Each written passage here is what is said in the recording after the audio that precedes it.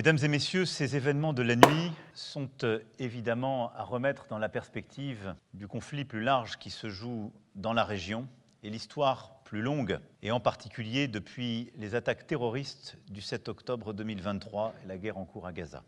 Et ces dernières heures ne doivent pas nous détourner de la nécessité d'établir un cessez-le-feu permanent à Gaza, assorti de la libération de tous les otages et d'une aide massive à la population palestinienne soumise à un blocus humanitaire injustifiable.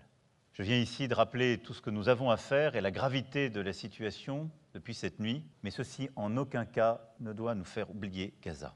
Les efforts pour rétablir le cessez-le-feu, rompu depuis le 1er mars, n'ont à ce stade pas abouti.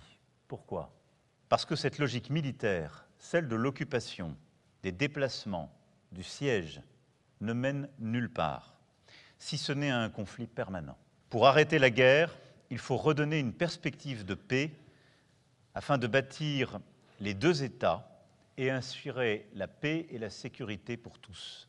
C'est ce que porte la France depuis le 7 octobre, fidèle en cela à son engagement historique, et c'est aussi le rappel qu'une vie vaut une vie, et que pour la France, il n'y a pas de double standard.